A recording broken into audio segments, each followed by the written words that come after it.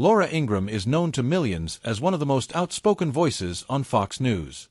Sharp, confident, and rarely backing down. But off-camera, her life has taken turns that many viewers never saw coming.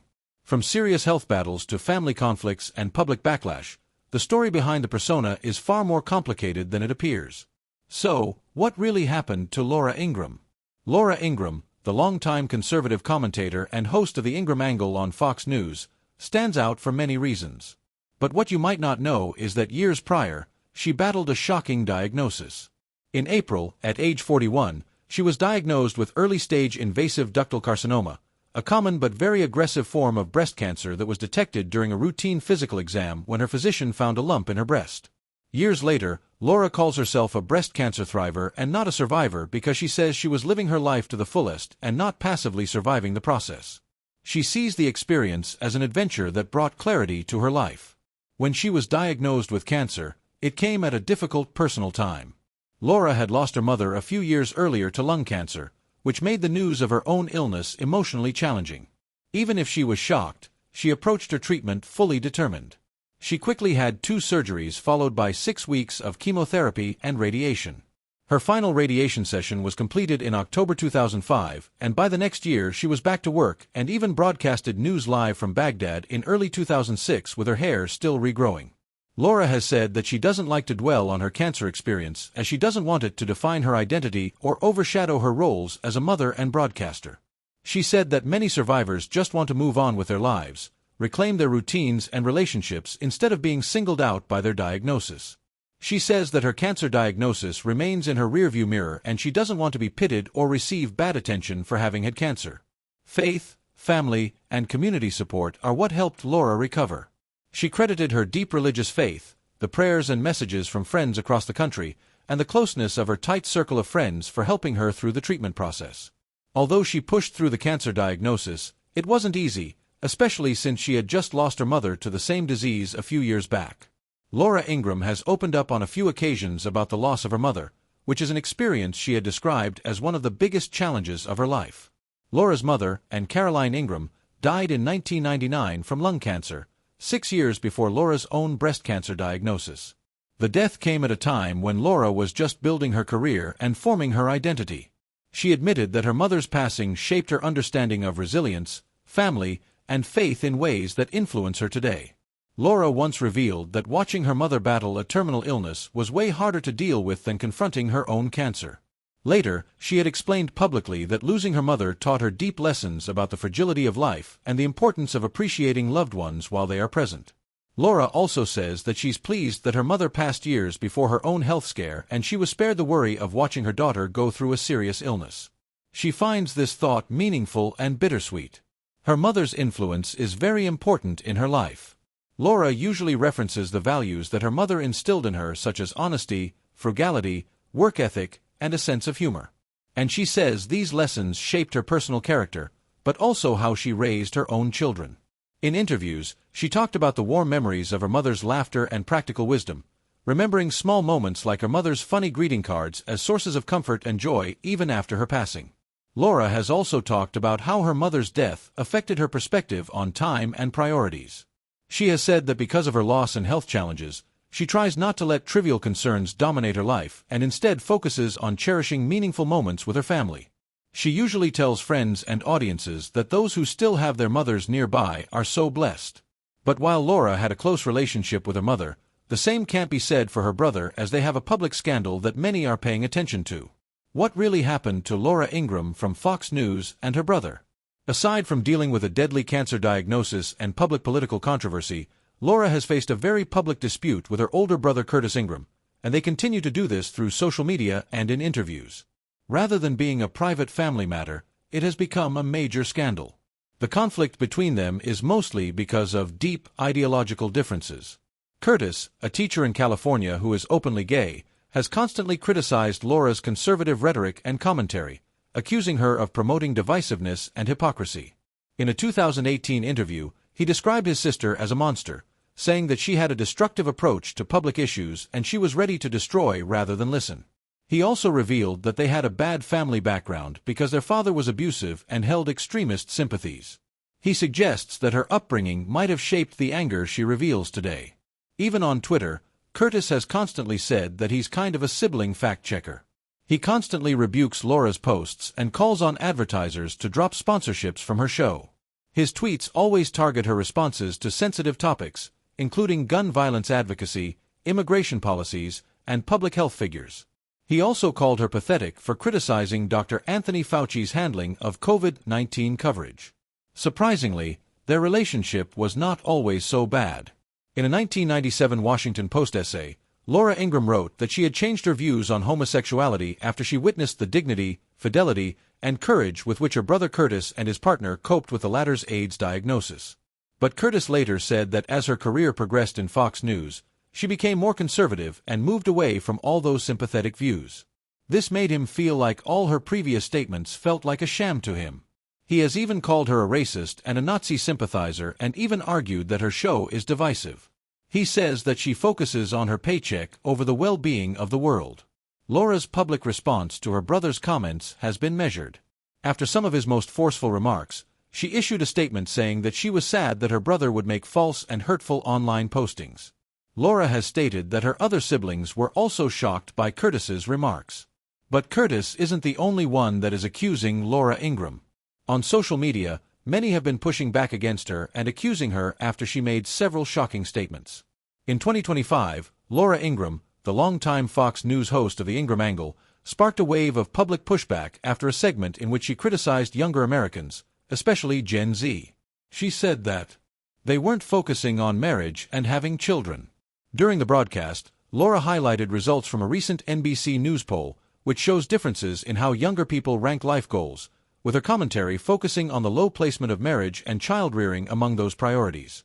She contrasted this with what she said were higher rankings for young conservative men and questioned why marriage and kids seemed less central to the broader Gen Z's definition of success. Laura's remarks were framed within a larger discussion about cultural and demographic changes in the United States, including changing views on family structures and fertility rates. She also said that she was concerned that the declining marriage and birth rates could have broader societal implications, but some commentators and viewers have said that there's a major contradiction in her criticism.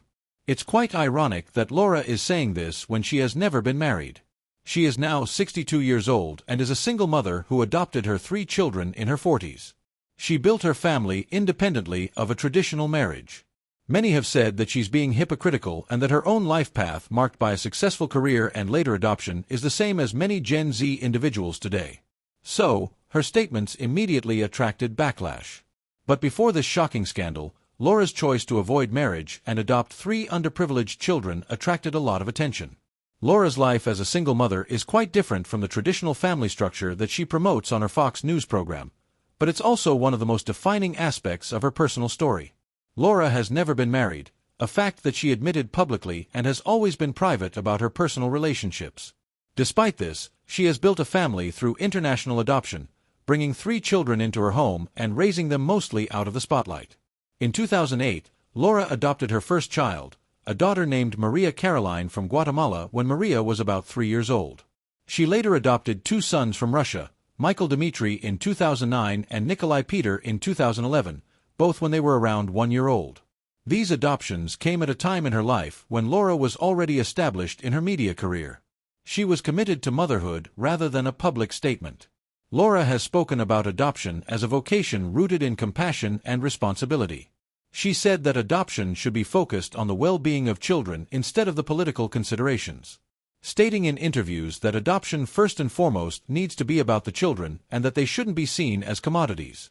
She decided to adopt because of her desire to be a mother and to provide a stable home for children who needed one regardless of her marital status. It hasn't been easy for Laura Ingraham to balance the demands of a high-profile career with single parenthood, but she has admitted that raising 3 children is her greatest challenge, but also her deepest joy. She has described watching her children grow, tracking milestones from school to broader aspirations as a source of pride. Her daughter Maria is now a young adult, while her sons Michael and Nikolai have been kept largely out of the public eye because of Laura's desire to protect their privacy, even as she occasionally shares about their family life. Laura's journey from single motherhood through adoption has been fulfilling and challenging, shaping her family life and also her perspective on family and adoption. Adopting all her 3 children required navigating complex international systems at a time when some countries, especially Russia, were tightening restrictions on foreign adoptions. So, her last 2 adoptions were especially difficult and emotionally taxing. Laura has said that she entered the adoption process fully aware of its difficulties. Many nations don't permit single parents to adopt. Birth mothers often prefer 2-parent homes, and the bureaucratic process might be too intimidating. She has been honest about the obstacles, saying that the process had too many ups and downs to even remember, and that effective adoption should be centered entirely on the welfare of the children instead of political or ideological agendas. Once she took her children home, Laura also said that it was difficult to balance parenthood with her own demanding media career.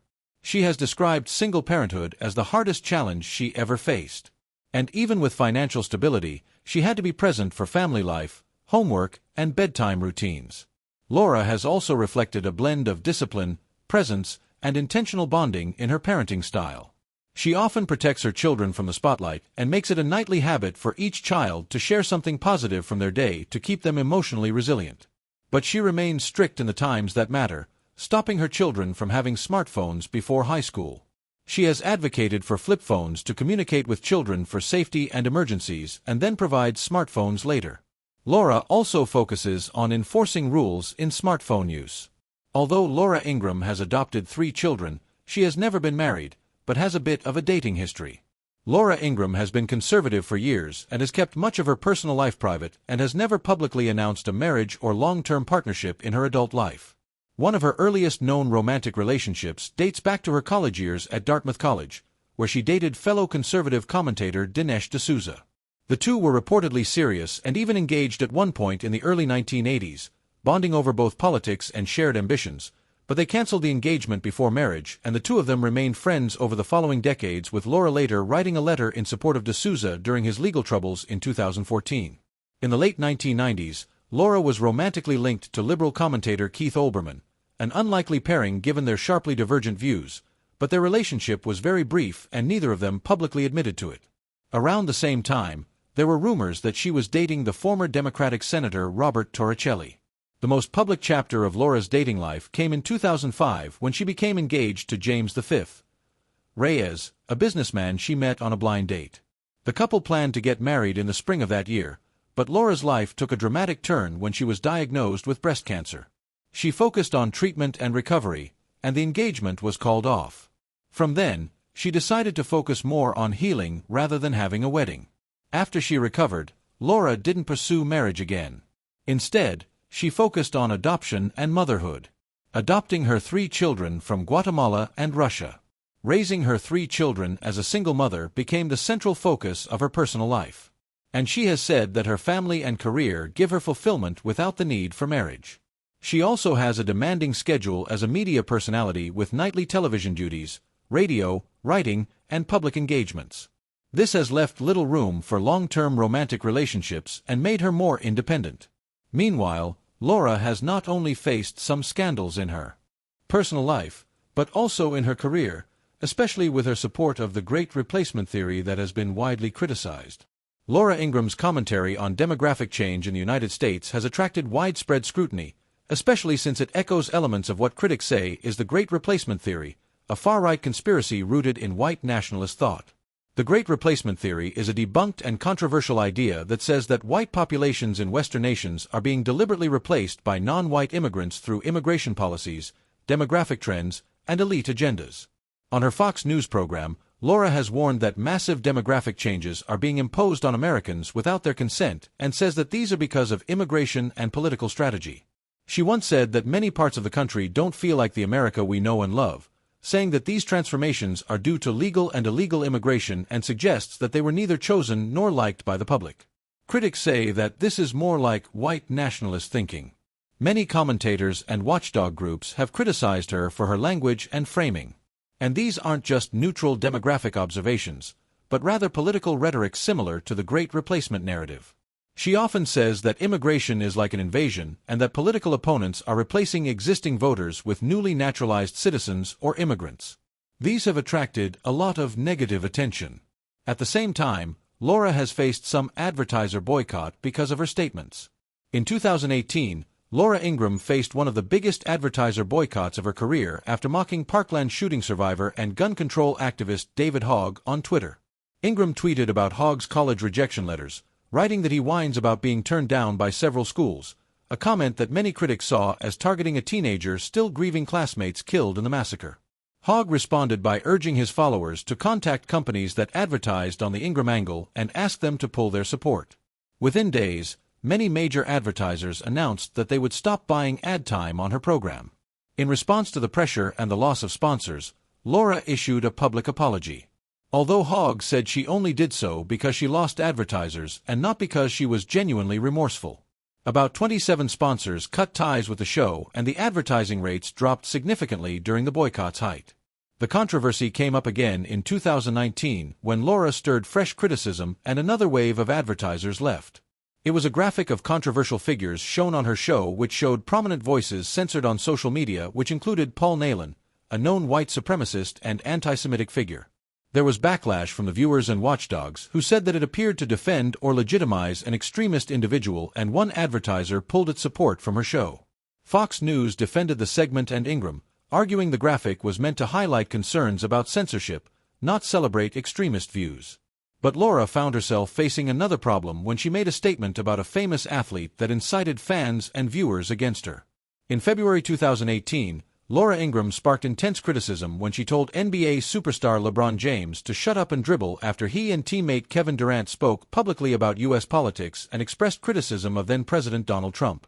On her Fox News program, The Ingraham Angle, she argued that professional athletes who earn millions for playing sports should keep the political commentary to yourselves and stick to basketball, saying in part, "Must they run their mouths like that? Shut up and dribble."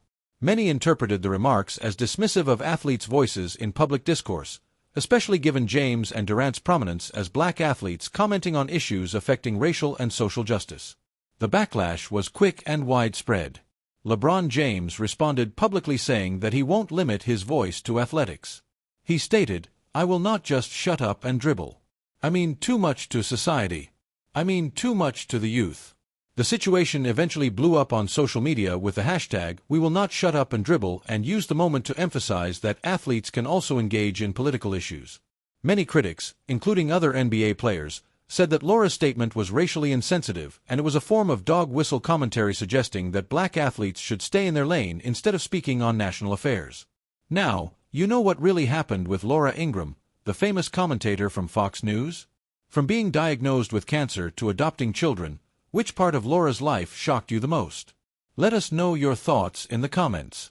So, thanks for watching this video and we will see you in the next one.